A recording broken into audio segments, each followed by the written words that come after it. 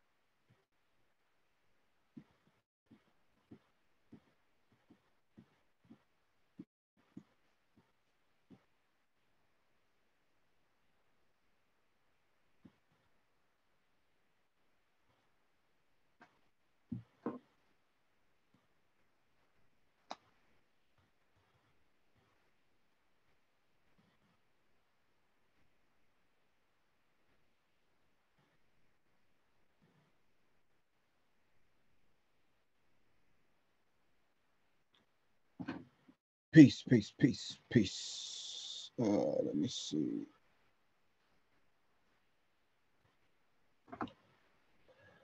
All right, real quick, real quick. It is 4:45, 46. All right. I just wanted to talk about this subject that's been kind of floating around on the net. All right. First of all, in the divine name of Supreme Being, I want to greet everyone with a civilized greeting. Peace. I hope everyone's doing well this Friday afternoon. All right. So yeah, I just want to kind of dive into this subject real quick and just kind of piece some things apart, just to get an understanding of them. First of all, if you're in the Atlanta area, no, I think that should be fourth of all. Second of all, this is Professor Griffin. This is Serious Minds RNTV. If you're watching this, you're probably watching this on YouTube. All right. And I think I have the capacity, if I'm not mistaken,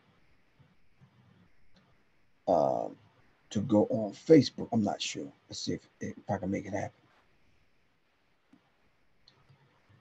And this is 30 to 60 million. 30 to 60 million.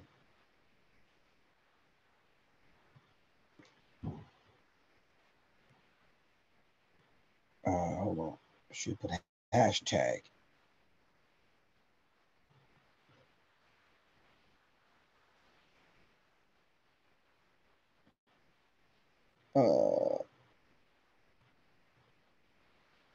Got it. I think. If y'all could just give me a second, I can set up this YouTube. Facebook.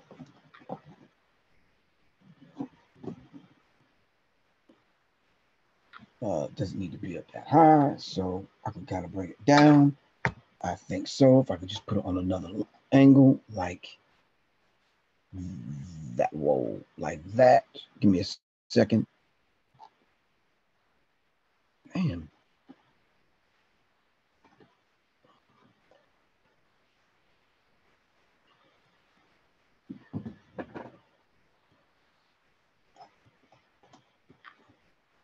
And then y'all saying this dude need to get this. He needs to get this daggone thing together. I think I can get it together. Yeah. Although I didn't want it to be. Whoa.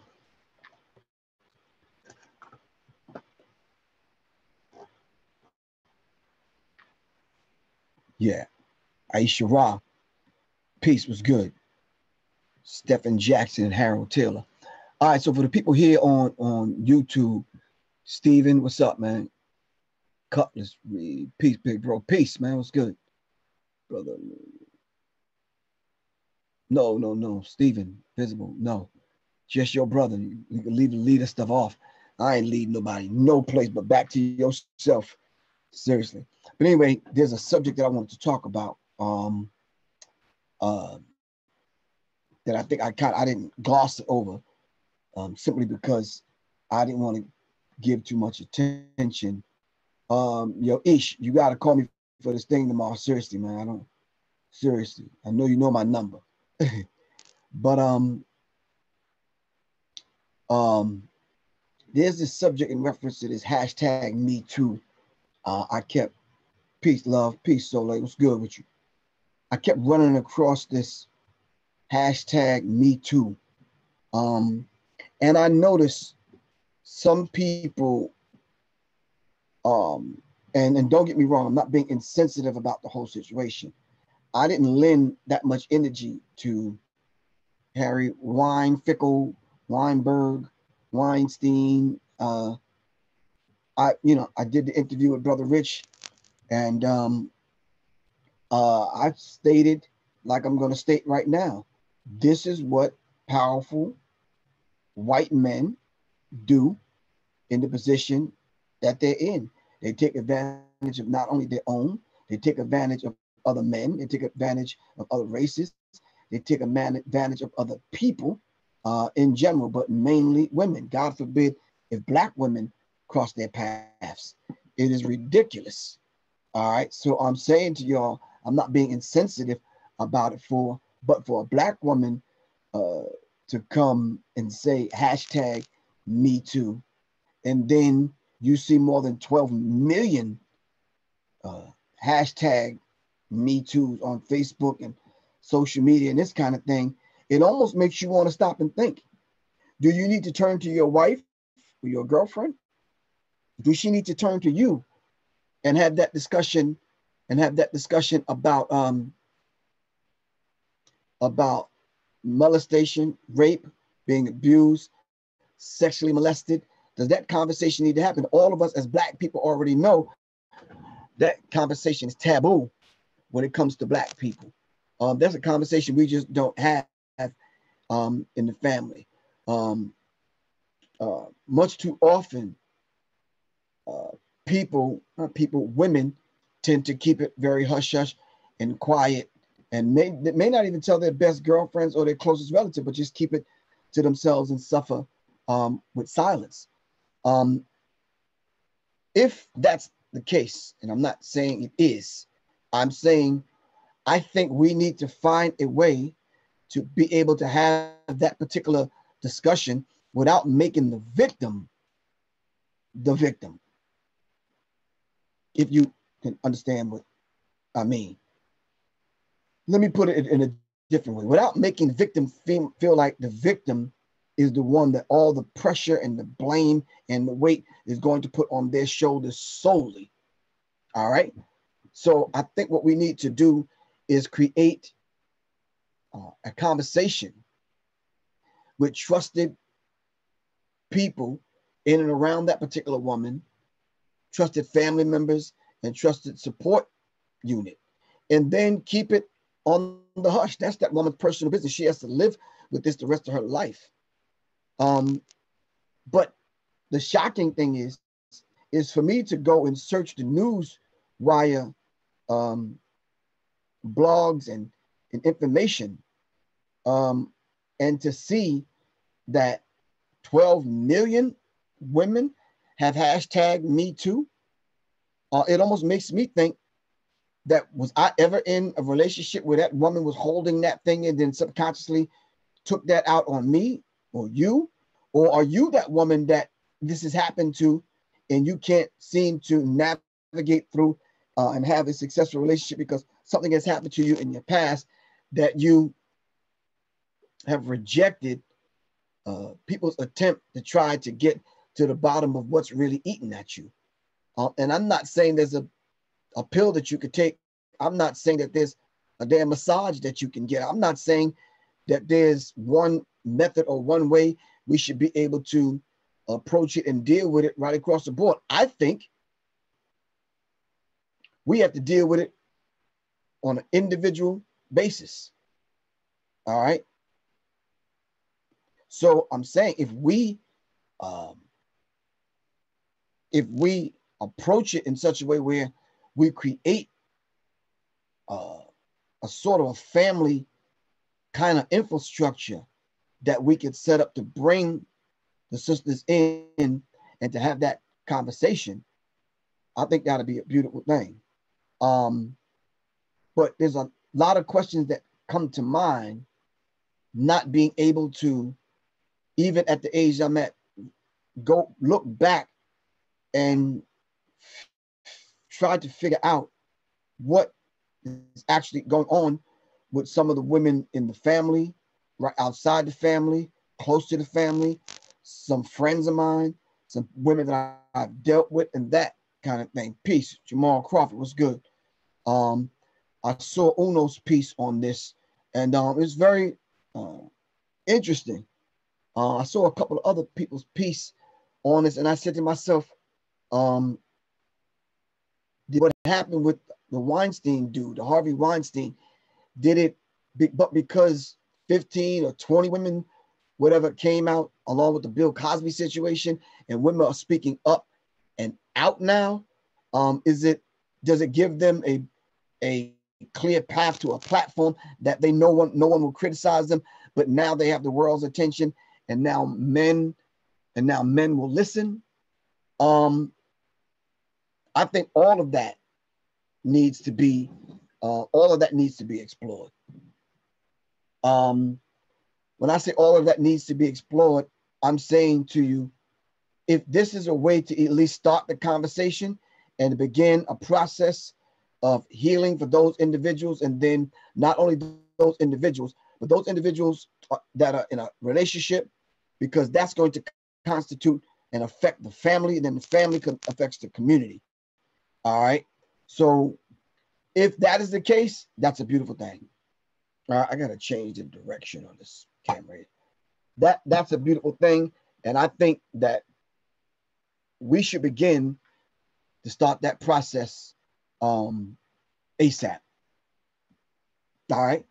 So this conversation is not about pointing finger, placing blame, or re-injuring the already injured people that are out there, most of whom I probably will never know.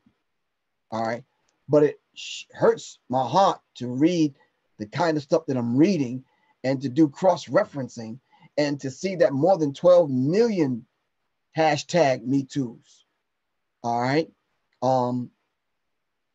I know at least 2 to 3 women that I know that I was pretty much close to, or quote unquote involved with, that have been affected in that kind of way.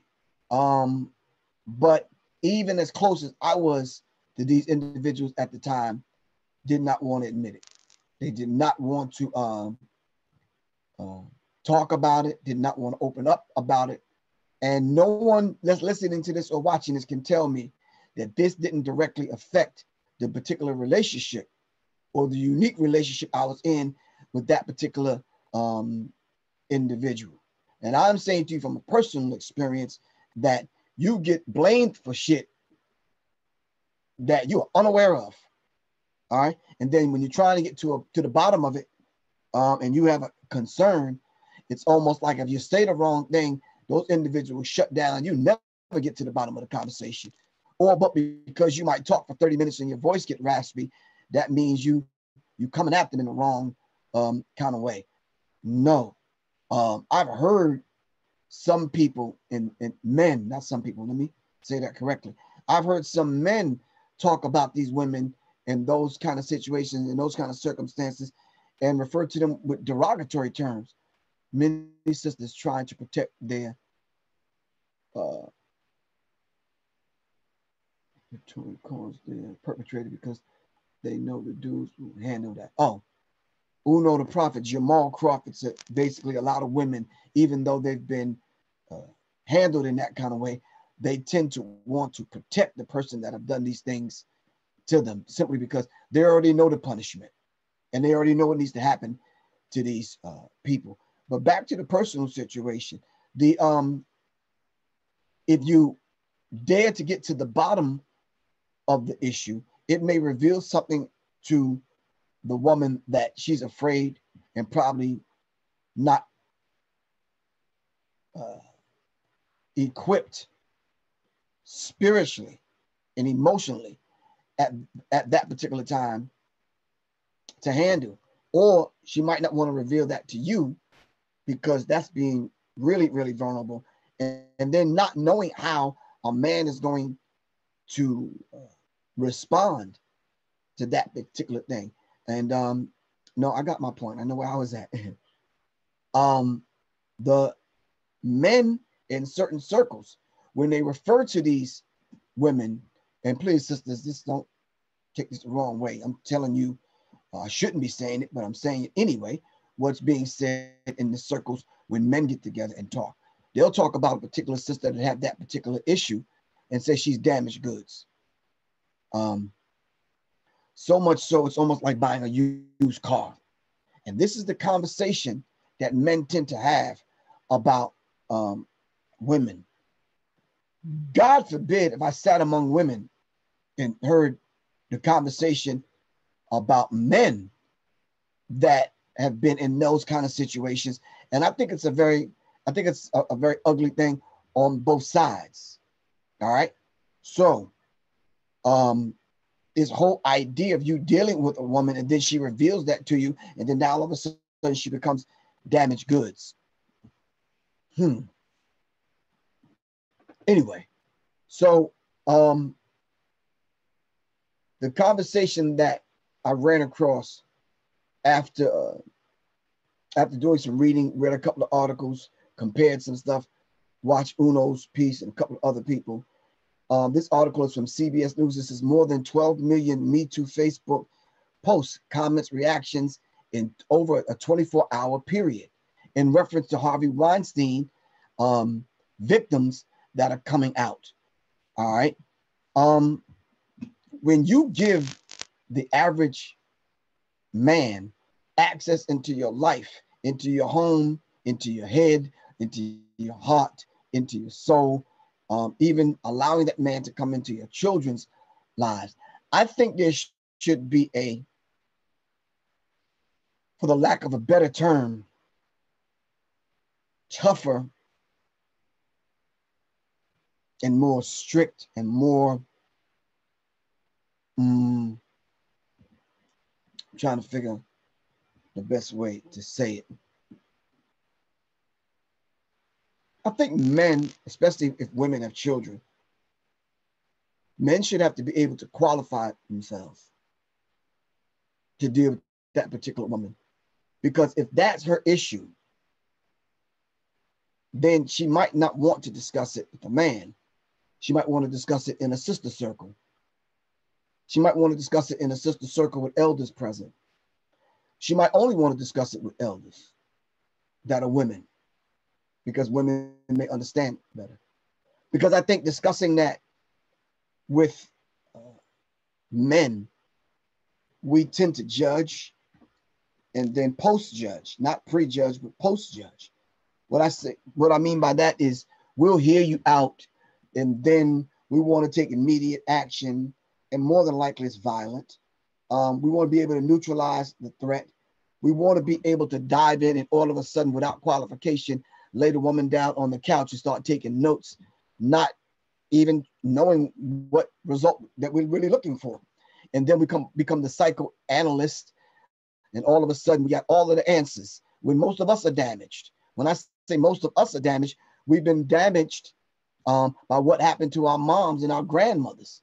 All right. So when you start talking about generational kind of pain and hurt and trauma and the damage that has been done to us just in our immediate family, all right, we're going out now and we're meeting a woman who already has children, and we're getting involved with her, and she has that particular issue and she don't want to open up about it. All right. God forbid if the coin was flipped and that happened to a man and he don't want to reveal that. All right. But she's starting to see signs about with him. All right. But because we don't have a platform or infrastructure or a methodology or to deal with these kind of situations, or even a way to get it up and out so we can look at it, face it, and kind of deal with it and either get some help for it or get healing or whatever. Because I always think that men sharpen men. All right. But we don't need to be criticized and hated for it and considered used goods. All right. Most of us that are my age are dealing with somebody's ex, because I'm somebody's ex. All right. But I think the beautiful thing And that is, you never find a strong woman or a strong man with a weak past. I'm going to say that again in English, but I'm going to let it marinate for a minute. You never find strong individuals that's able and bold enough to have this conversation and not be afraid to have this conversation and reveal some things about themselves. You never find strong people, not nowadays, that have a weak past. When I say weak, I don't mean dramatic, trauma-based. I don't mean everything in the past was bad, but those hills and valleys and those situations that strong people find themselves through to get here and survive and be here today. A lot of time with strong people, they never have a weak past where everything was peaches and cream. All right. That's the thing that made them strong, not strong in a very ugly, boisterous, loud kind of way. No, none. Strong meaning able to juggle racism, white supremacy today, knowing and understand that something may have happened to them in their past and they're able to kind of deal with it today, enough to get up in the morning and face this madness that we have to face. But I think it'll be a lot easier that if we came and we sat and we talked to one another and opened up about the past so that we don't be victims of the past. All right. I sat with a brother who did some auditing, who I've sat with a few hours and we've had those discussions. And, you know, I'm gonna be honest with you, and I don't want anyone to take this and run with it because I don't wear this kind of stuff on my sleeve. When the brother was, he was getting information together to prepare to see me, because that particular conversation we was having and these particular techniques that he was using was dealing with some aspects of Dianetics and some other techniques that he learned along the way with bringing these kind of things up in the person. All right, so they can come face to face with these situations and then learn how to deal with them. Beautiful techniques that the brother had. Very well dressed, handsome, well spoken, very articulate, very strong brother. One of them kind of brothers you didn't mind sitting, talking to, and opening up to. Very trustworthy brother. But as long as we sat and talked and I answered questions and meditated and sat and kind of thought deep and, you know, almost like in that relaxed trance-like state, I can honestly admit nothing was coming up like that. I don't have that. If any of my family members are listening, they'll tell you I was my mom's favorite. You understand what I'm saying? I didn't have these traumatic kind of things happening in my life. I didn't go through the overwhelming, damaging, broken hearts where I wanted to, you know, kill somebody or commit suicide over something that may have happened, whatever. I think on a grand scale, looking at Black people's situation, I think the only thing I really kind of took to heart was the fact that how Black people were being treated in America and throughout the world by white people. All right. And then having to clear away the lens that I was looking through, I had to look and see how Black people were treating themselves. So in peeling back the layers, I just said, okay, well, Black people are treating Black people the way we're treating one another because of the treatment that we got from white people. All right. And most people that I find talking about this particular conversation that I'm having right now, they let white people off the hook.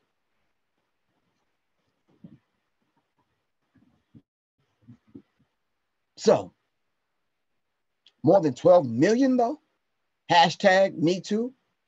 So white women now who participated in the 30 to 60 million Black people, all right, that have been affected by this particular thing. I'm talking about the wholesale rape of Black women before, during, and after the slave trade.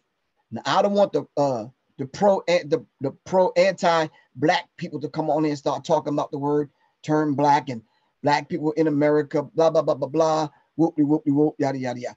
We understand that that's not the conversation we're having today. All right. I'm saying to you that system that they put in place to kidnap black women in African villages and in villages all across the globe, to rape, rob, murder, and kidnap black people, bring them to America for the purpose of putting them to work forever. All right. And then the inhumane treatment that black women mainly, all right,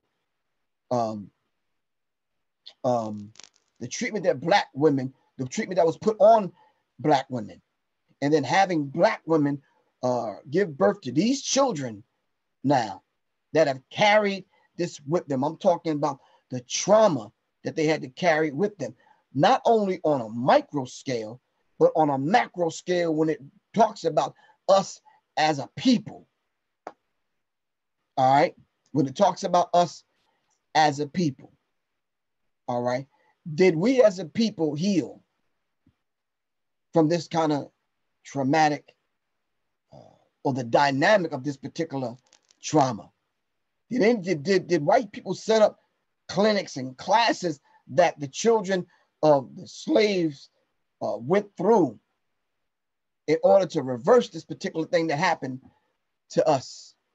Where was the healing centers that was set up by white people that that healed black people from the trauma that happened during slavery? No, we have some black people to come on and say slavery never really happened, and that's supposed to let you off the hook. But if it never really happened, then where did this trauma that we suffer from, where did it come from? And on a side note, if there was millions of black people already here in America before white people put us on ships in the holds of ships and brought us to America, where did those people come from that was already here in America? All right.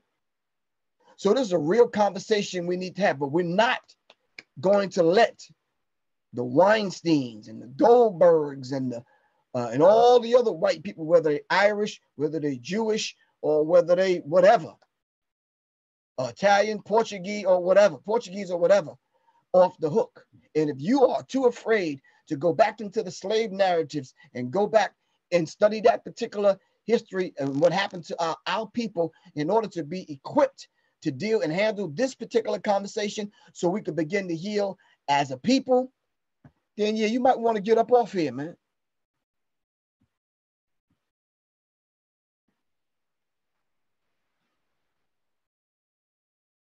So let's understand a particular dynamic. All right.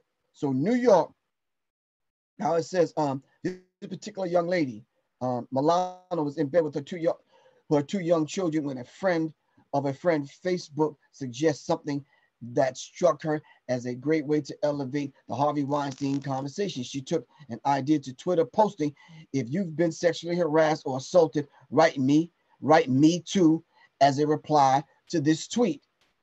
And as a result of that, she received 12 million Me Too's over Facebook and social media. If that has happened to that many women in that one situation, all right, and that not that one situation, I'm not saying he did that to 12 million women. I'm saying as a result of him doing it to the 40, 50 women that he's done it to, it triggered 12 million other women to come forth and say, wow, me too. I think we as men should take direct responsibility. I'm saying that again. I know I'm running the risk of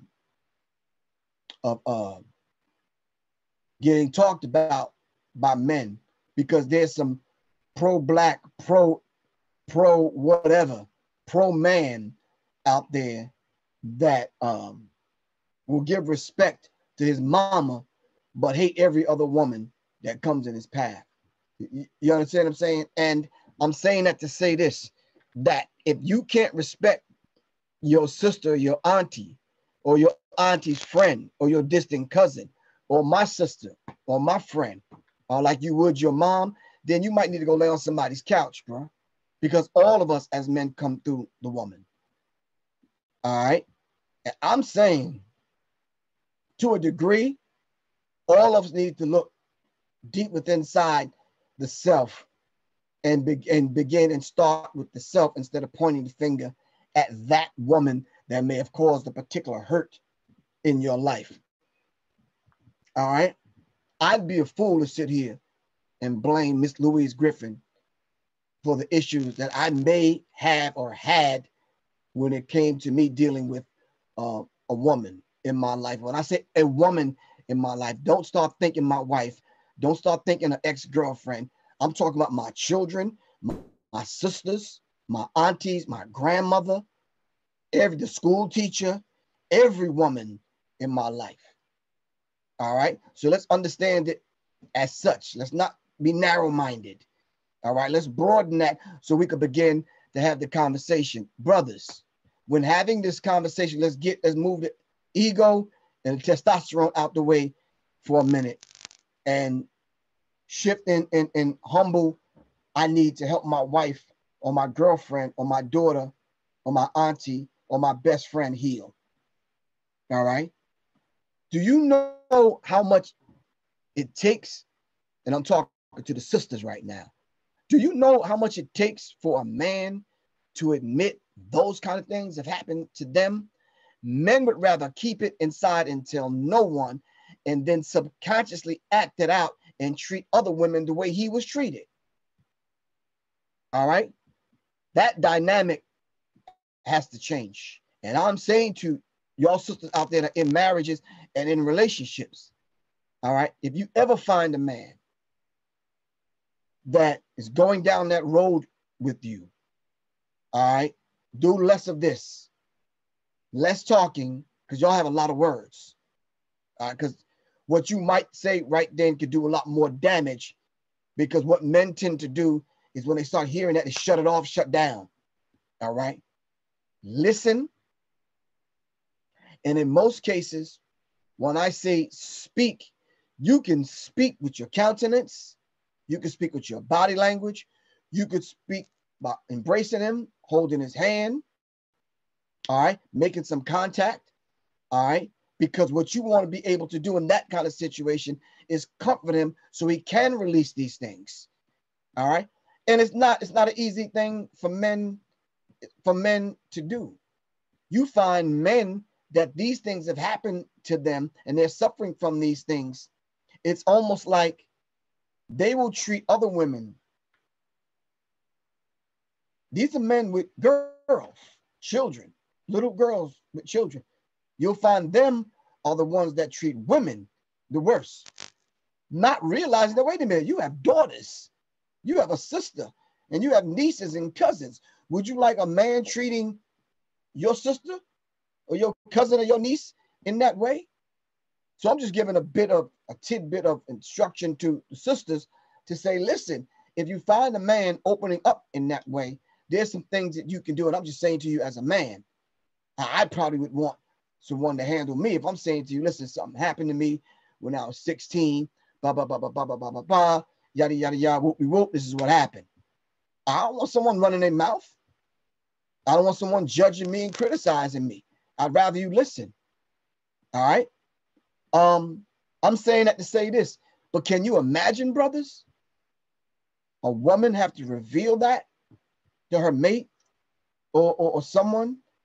It's a lot more critical than you could probably ever imagine. I've been in that situation where I've had women express those things to me, and it is hard for me to take. All right. Because I automatically and instantly start to think that person should not even be on the planet anymore. He violated you in that way when you were how old? And wow. Do y'all know how many women I've met that lost their virginity at 12 and 13? Which to me is like unheard of, man. My oldest daughter, Takia, when I hear stuff like that, I think of my daughter when she was 12. That somebody, just the thought of somebody handling her that way, is like, that's just, as a man, I can't even fathom those set of emotions that I would have if something like that would